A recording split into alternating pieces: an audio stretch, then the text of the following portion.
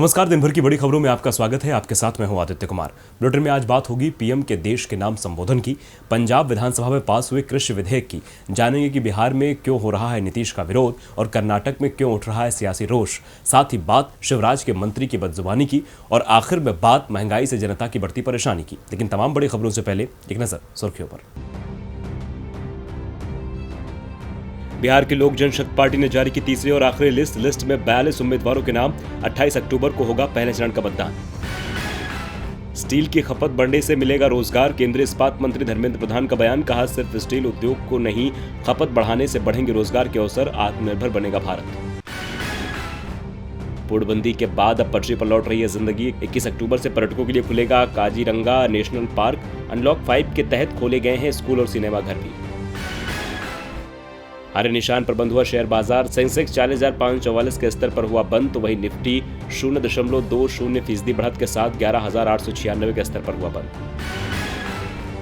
कल आईपीएल 2020 में होगा केकेआर और रॉयल चैलेंजर्स बेंगलुरु के बीच मुकाबला। पहले चरण में मिली हार के बाद जीत के इरादे से उतरेगी कोलकाता नाइट राइडर्स।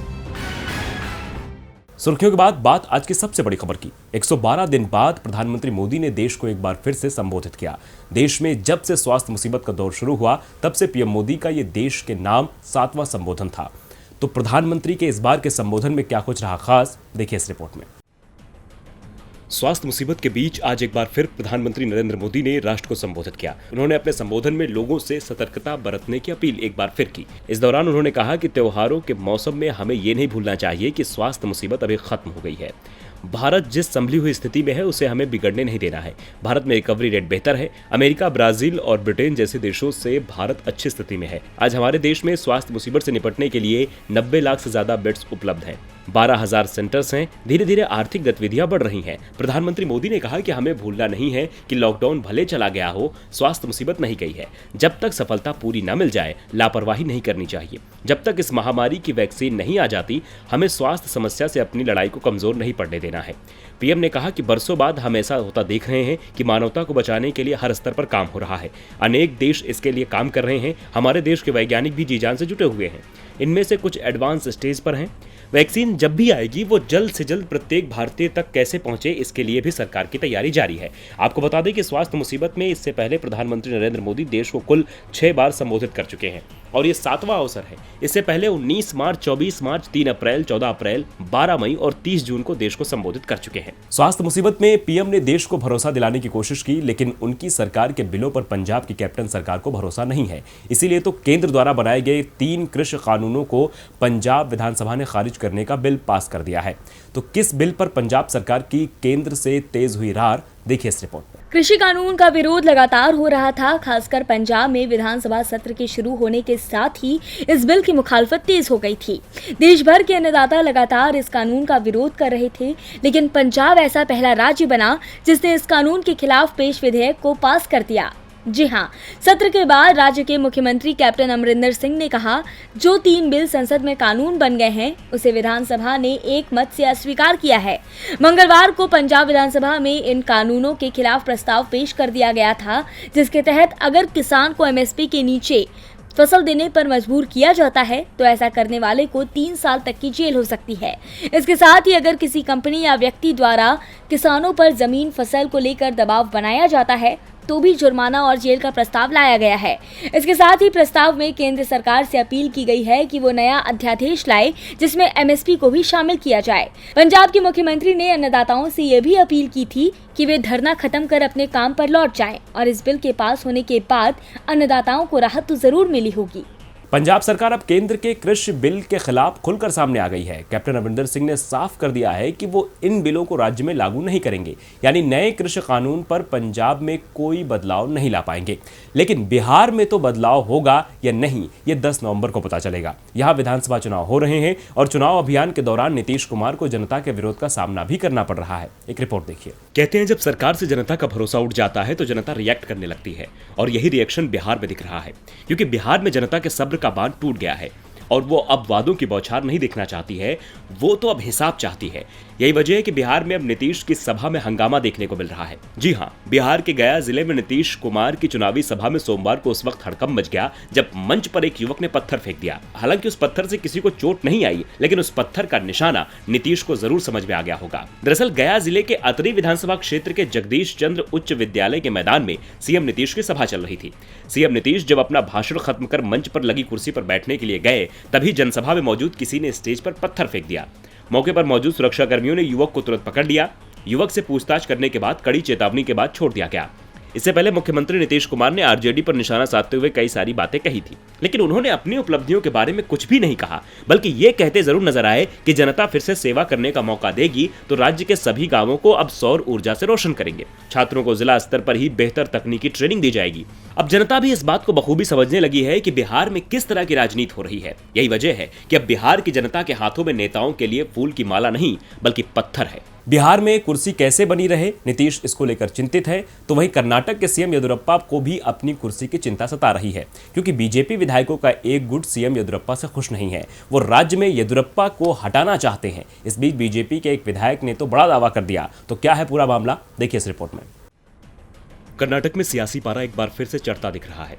राज्य के सीएम येदियुरप्पा की कुर्सी एक बार फिर मुश्किल में फंसती दिख रही है। जाहिर है कि कर्नाटक की येदियुरप्पा सरकार में सब कुछ ठीक नहीं चल रहा है। राज्य में बीजेपी विधायकों में गुटबाजी की खबरें तो पहले से ही सामने आ रही थी और अब तो विधायक खुलकर अपनी नाराजगी जताने लगे हैं।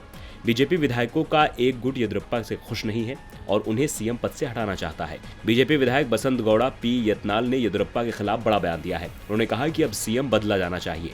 बसंत गौड़ा ने दावा किया कि सूबे के अधिकांश वरिष्ठ नेता बीएस येदियुरप्पा से खुश नहीं हैं और उन्हें सीएम पद पर नहीं देखना चाहते हैं। विधायक ने दावा किया कि उत्तरी कर्नाटक के तकरीबन 100 विधायकों की राय इस मामले में साफ है कि अब येदियुरप्पा को जाना होगा। उन्होंने कहा कि हमारे समर्थन से ही येदियुरप्पा सीएम बने, लेकिन इन दिनों येदियुरप्पा उनकी सुनते नहीं है। इस मामले पर पीएम की तरफ से संकेत मिल चुके हैं। पीएम मोदी ने वादा किया था कि अगला सीएम उत्तरी कर्नाटक से होगा। ऐसे में मुख्यमंत्री बदले जाने की संभावनाएं बढ़ती जा रही हैं।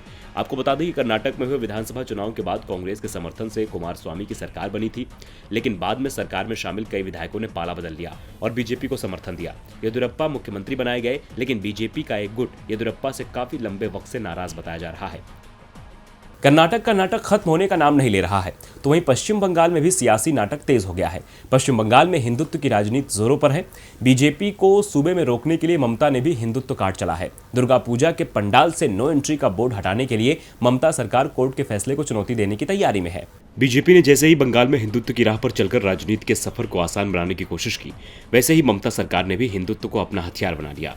एक तरफ मोदी दुर्गा पंडाल में संबोधन देने वाले हैं, तो दूसरी तरफ ममता भी लोगों को पूजा की इजाजत देकर साधने की कोशिश कर रही थी, लेकिन उससे पहले ही कोर्ट ने उनके मिशन पर ब्रेक लगा दिया। हाई कोर्ट के डिवीजन बेंच ने अपने फैसले में पश्चिम बंगाल में दुर्गा पूजा के सभी पंडाल को नो एंट्री जोन में घोषित कर दिया, यानी श्रद्धालुओं को पंडाल में प्रवेश की अनुमति नहीं मिलेगी। कलकत्ता हाईकोर्ट ने कहा कि पंडाल के अंदर केवल आयोजकों को ही जाने की इजाजत होगी। जिन लोगों को अंदर जाने की इजाजत होगी उनके नाम पंडाल के बाहर लिखे होंगे। छोटे पंडालों के लिए प्रवेश द्वार से 5 मीटर की दूरी पर बैरिकेड लगाने होंगे, जबकि बड़े पंडालों के लिए यह दूरी 10 मीटर होनी चाहिए। जस्टिस संजीव बनर्जी और जस्टिस अरिजीत बनर्जी की बेंच ने कहा था कि बैरिकेडों पर प्रवेश निषेध के बोर्ड लगे होने चाहिए। आयोजन समितियों से जुड़े सिर्फ 15 से 25 लोगों को ही पंडालों में प्रवेश करने की अनुमति होगी। इस फैसले पर ममता सरकार सर्वोच्च अदालत का दरवाजा खटखटाने की सोच रही है। सरकार का कहना है कि जब सब जगह सोशल डिस्टेंसिंग का पालन किया जाएगा तो फिर लोगों को क्यों रोका जा रहा है। वहीं दुर्गा पूजा फोरम ने तो कलकत्ता हाईकोर्ट के फैसले पर पुनर्विचार याचिका दाखिल कर दी है। दुर्गा पूजा संघ का कहना है कि यह महोत्सव समावेशिता की भावना से ओतप्रोत है और भक्तों को पंडाल में आने से नहीं रोका सकता। उन्होंने भीड़ को संभालने और सुरक्षा सुनिश्चित करने के लिए सभी जरूरी कदम उठाने का आश्वासन दिया है। अब दुर्गा पूजा को लेकर कोर्ट के फैसले को चुनौती दी जा रही है। अब देखना होगा कि कोर्ट क्या फैसला सुनाता है, लेकिन ममता की राह में रोड़े से बीजेपी जरूर खुश होगी, क्योंकि उसे नो एंट्री भुनाने का मौका मिलेगा।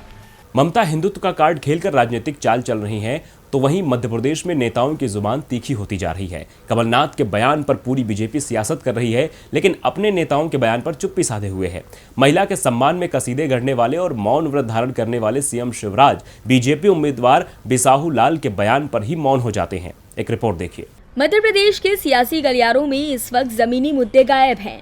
नेताओं की जुबान इतनी तीखी हो गई है कि विरोधियों के लिए सभी मर्यादाओं को ताक पर रख दिया है। ऐसा लग रहा है कि नेता अपनी बदजुबानी का सर्टिफिकेट बांट रहे हैं और इसकी प्रतिस्पर्धा चल पड़ी है कि कौन कितना बेतुका बोल सकता है। जी हाँ, मध्य प्रदेश की मंत्री इमरती देवी को प्रदेश कांग्रेस अध्यक्ष कमलनाथ द्वारा कथित तौर पर आइटम कहे जाने पर प्रदेश में बवाल मच गया। राहुल गांधी को भी बयान देना पड़ा।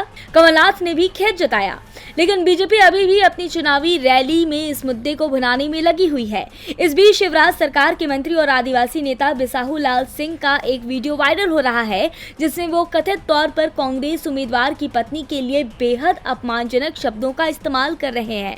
अनूपपुर विधानसभा सीट से भाजपा उम्मीदवार के खिलाफ उपचुनाव लड़ रहे कांग्रेस के प्रत्याशी विश्वनाथ सिंह ने बिसाहू लाल के बयान को अपमानजनक बताया और कहा कि वो बिसाहू लाल के खिलाफ मानहानि का मुकदमा दायर करेंगे। दरअसल बिसाहू लाल अनूपपुर सीट से उपचुनाव लड़ रहे हैं और इस सीट से उन्होंने 2018 का विधानसभा चुनाव कांग्रेस उम्मीदवार के तौर पर जीता था। अब सवाल ये है कि कमलनाथ के बयान पर शिवराज मौन व्रत का नाटक करते हैं तो अपने उम्मीदवार की अभद्रता पर चुप क्यों हैं? बीजेपी के नेता दूसरों पर खूब आरोप लगाते हैं, लेकिन जब बारी खुद की हो तो चुप हो जाते हैं। बीजेपी हमेशा से कांग्रेस के शासनकाल पर सवाल खड़ा करती रहती है, लेकिन इस बार सीएमआई की एक रिपोर्ट ने बीजेपी को आईना दिखा दिया है। जी हां, सीएमआई के ने जो आंकड़े जारी किए हैं वो यही बताते हैं कि बीजेपी राज्य में हाहाकार है, जबकि कांग्रेस में सुधार हो रहा है। तो किस राज्य में कैसा है हाल, देखिए इस रिपोर्ट में। महामारी के दौर ने लोगों का जीना मुहाल कर रखा है। एक तरफ आर्थिक समस्या है तो दूसरी तरफ बेरोजगारी है। देश में करीब 2 करोड़ लोगों का रोजगार जा चुका है, जिससे जनता की मुश्किलें और बढ़ गई हैं। युवा बार बार कह रहे हैं कि सरकार रोजगार दो, कुछ तो काम दो, लेकिन बीजेपी शासित राज्य सुनने को तैयार ही नहीं है। तभी तो आंकड़े लगातार बढ़ते जा रहे हैं, जबकि कांग्रेस शासित राज्य छत्तीसगढ़ ने देश में मिसाल कायम की है। सीएमआई के ताजा आंकड़ों के अनुसार बेरोजगारी की दर छत्तीसगढ़ में 2% है, जो देश के बड़े विकसित राज्यों से काफी कम है। बिहार में 11.9%, हरियाणा में 19.1%, महाराष्ट्र में 4.5%, पश्चिम बंगाल में 9.3%, उत्तर प्रदेश में 4.2%, झारखंड में 8.2%, ओडिशा में 2.1%, मध्य प्रदेश में 3.9% रही है। ये आंकड़े साफ बयां कर रहे हैं कि सबसे ज्यादा बेरोजगारी बीजेपी शासित बिहार और हरियाणा में है, जबकि छत्तीसगढ़ रोजगार देने में आगे है। इसके पहले छत्तीसगढ़ में बेरोजगारी की दर जून महीने में 14.4 से घटकर जुलाई में 9% के स्तर पर आ गई थी।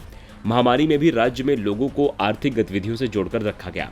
छत्तीसगढ़ की कामयाबी और इन आंकड़ों से शायद बीजेपी की नींद खुलेगी, क्योंकि पिछले कई महीनों से सरकार आंकड़ों को देखकर भी अनदेखा कर रही है। Centre for monitoring Indian economy ने कहा था कि अप्रैल-अगस्त के दौरान लगभग 2.1 करोड़ वेतनभोगी कर्मचारियों ने अपनी नौकरी खो दी। इसमें से अगस्त में लगभग 33 लाख नौकरियां गई और जुलाई में 48 लाख लोगों ने अपनी नौकरी खो दी। सीएमआई ने कहा कि नौकरी का नुकसान केवल वेतनभोगी कर्मचारियों के बीच सहायक कर्मचारियों तक ही सीमित नहीं है, बल्कि इसमें औद्योगिक कर्मचारी और बड़े कर्मचारी भी शामिल हैं। साल 2019 से 20 के पूरे साल की तुलना में अगस्त में वेतनभोगी नौकरियां देश में 8.6 करोड़ से घटकर 6.5 करोड़ हो गई हैं। इनके बाद भी सरकार को समझ नहीं आई और आज नौबत ये है कि बीजेपी शासित राज्य फिसड्डी हो गए।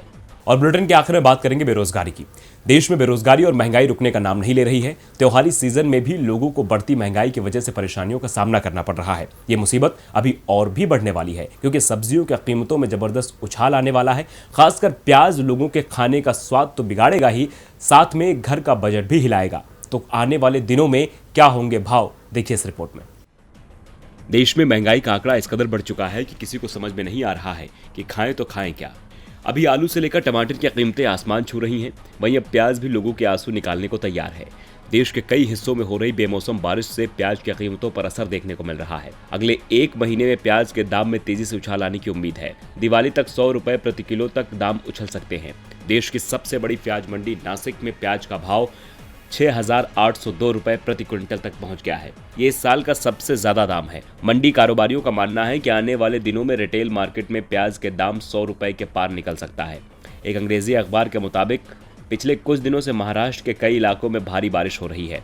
इसके चलते खेतों में प्याज की फसल बर्बाद हो गई है, जिसकी वजह से प्याज के भाव आसमान पर पहुंच रहे हैं। वहीं कारोबारियों का कहना है कि महाराष्ट्र, राजस्थान, गुजरात और कर्नाटक में फसल को भारी नुकसान हुआ है। नई फसल फरवरी में आएगी, तब तक प्याज की कीमत कम होने के संकेत नहीं है।